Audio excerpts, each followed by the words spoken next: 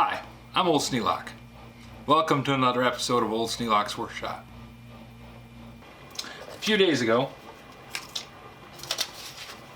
I stopped downtown at the Heritage Company. Heritage Architectural Salvage and Supply.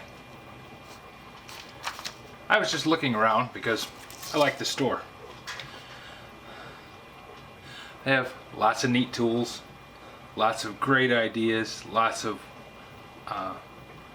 interesting architectural salvage. And as I was walking through the shop, I noticed that there was a new batch of planes. A lot of wooden planes, a few of the old-fashioned iron planes, and this one. This was sitting on a stack of stuff, just kind of wadded up into the corner. And I got to looking at it and I thought, well, that looks like a number 8. That's a big plane. Well, it is a number 8. I'm not sure if it's a number 8 Stanley. From what I've seen, it looks similar to a number 8 Stanley, but the name should be on the blade. The only way to tell that is to take it apart. What I was looking at was a tag that said $25. And the owner said, I'll take 20 for it. Oh, it broke my arm getting my hand in my wallet fast enough.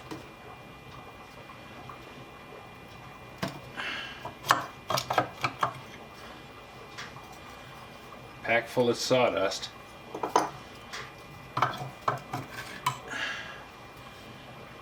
Some rust and a lot of cobwebs. The blade is actually pretty sharp.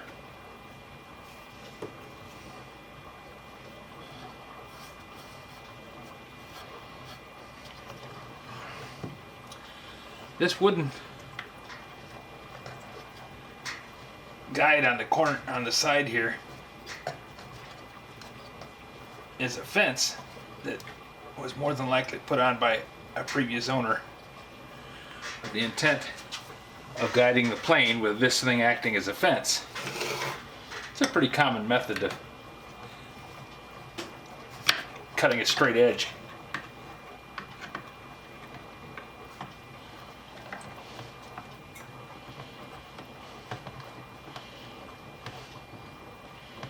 Wasn't done haphazardly. Somebody put some thought into this.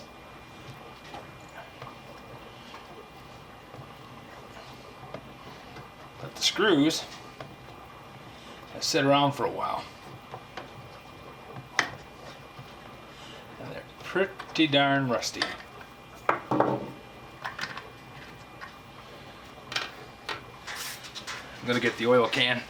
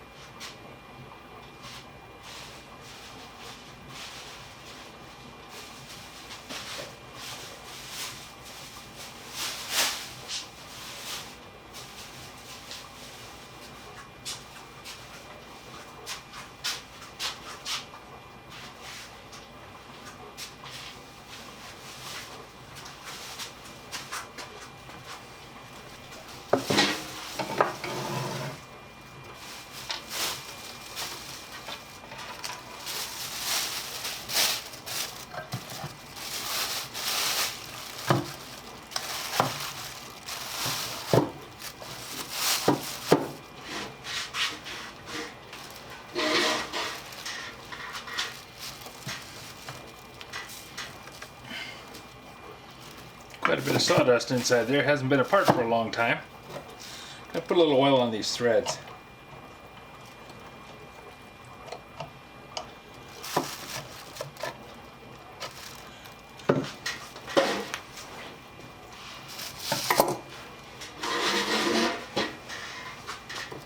Now there were fences that were factory made to act very similar to what this wooden fence did. This fence clamps onto the side of the plane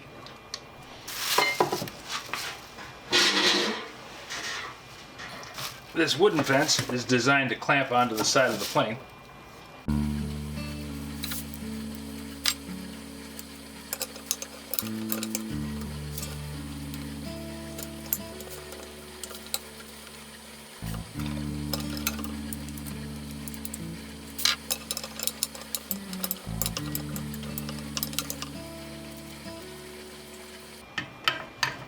Obviously a smaller plane than this number 8.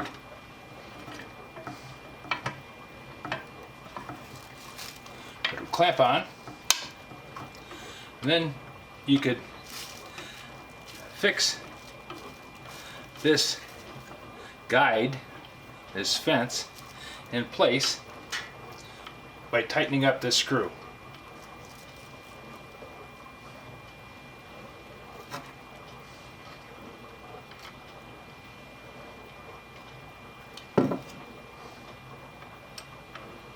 Now this screw's way too tight to be adjusted, but that was the thinking behind it.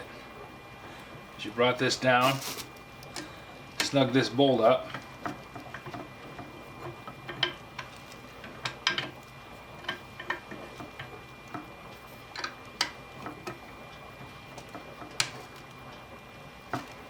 gotta be kind of careful, I don't want to crack that cast iron.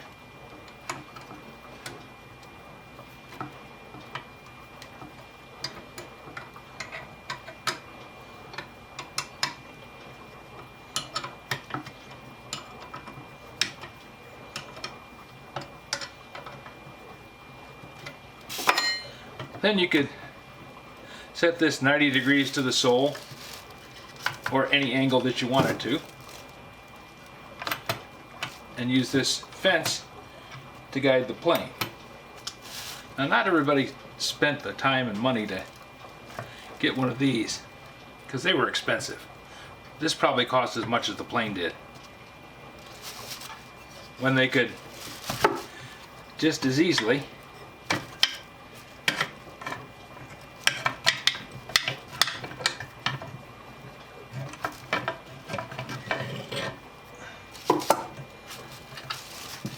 drill some holes in the side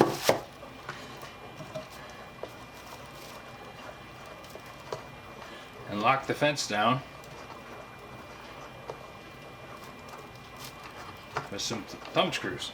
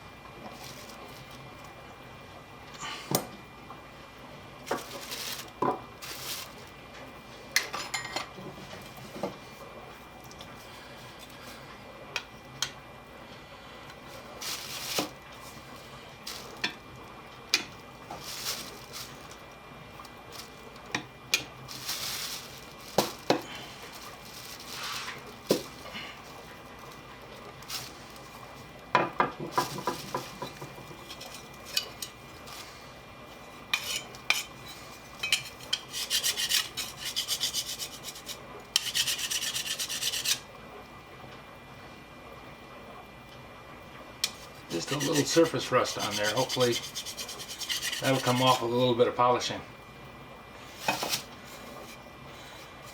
This, on the other hand, is going to take some work.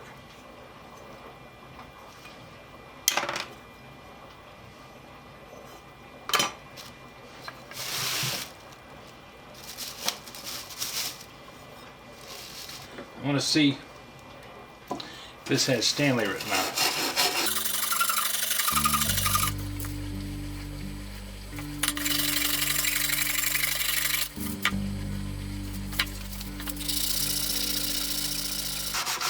If it's a Stanley blade, it should have Stanley stamped into it near the top. There it is. Stanley.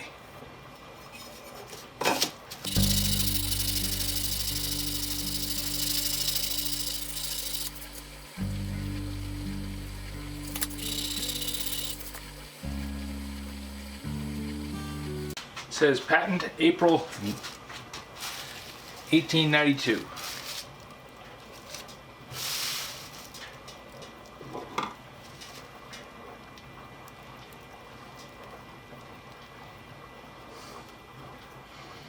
Well, even though it's rusty, all the screws are coming loose easily.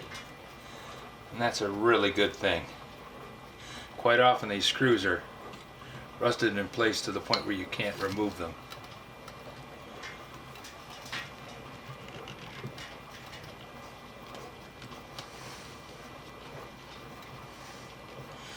Take this one out before I take the frog out of the body, because it's a lot easier to hold with the frog securely clamped in the body. It's a good shape.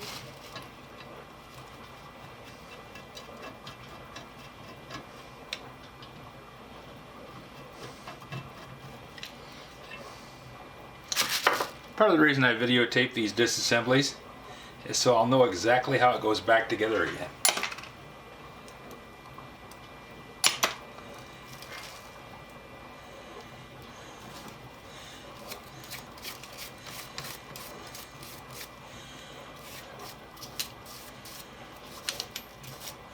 The Japanning on the frog is actually in pretty good shape. And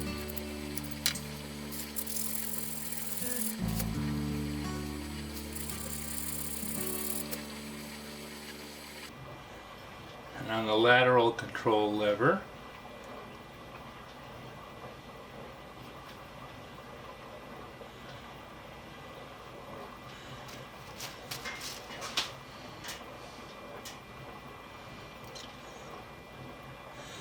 patent 2876 1C2194 72488 Stanley.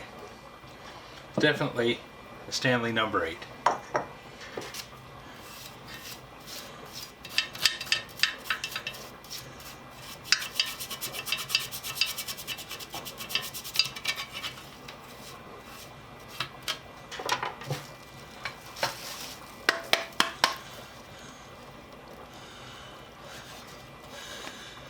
Well, it's a little rusty, and it has 4 extra holes that Stanley never intended for it to have. This one they put on there to hang it. Unfortunately, you find that. And these 3 they put on there for a purpose, was to hold this fence.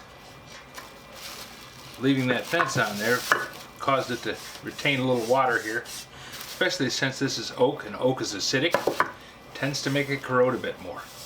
So I got some roughness along this edge.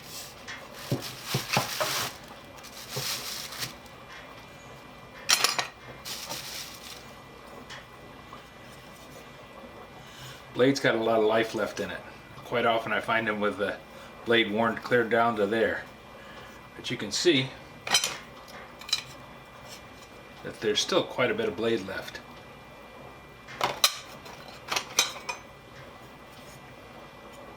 And it's still sharp. I could probably cut some wood with that. Wouldn't do a good job of it, but it more than likely would work.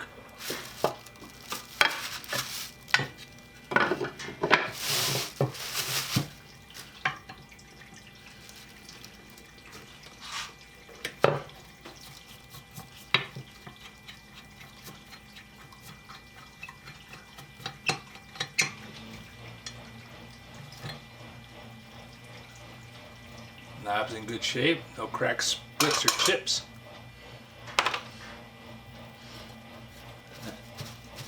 And the screw is loose in the body, and that's good.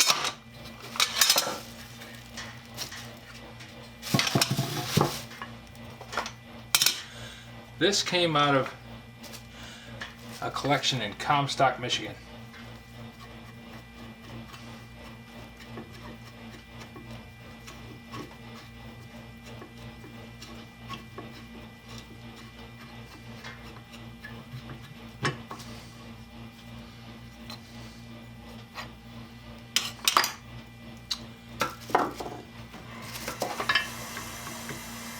And the tote is split.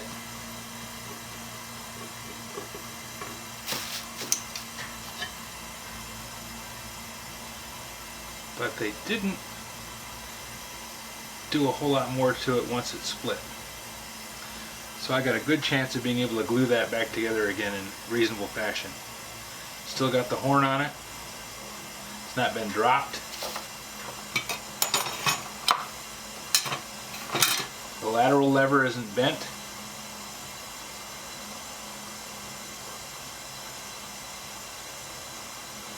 The depth control screw is in good shape.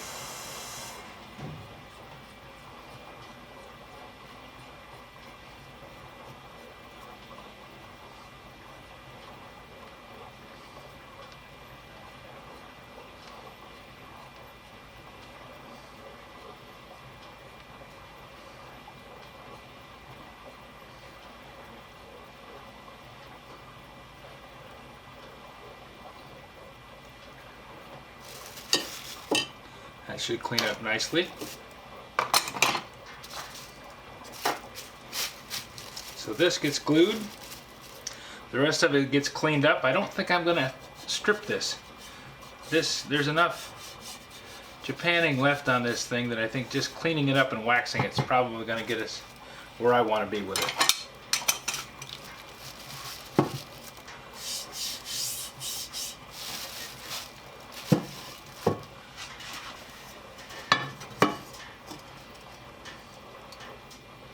The plane body is 23 3/4 inches long, and I can't see daylight.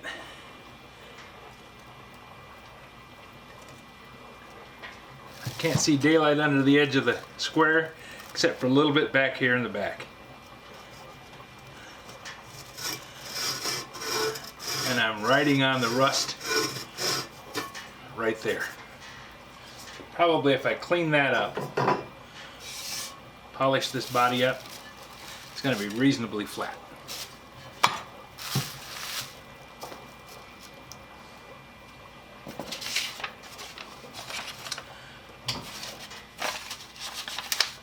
Not bad for 20 bucks. If you have any suggestions for a new video, questions about today's video, or any of the other videos on the channel, just drop a note in the comments. You know I read them all. Thanks for watching.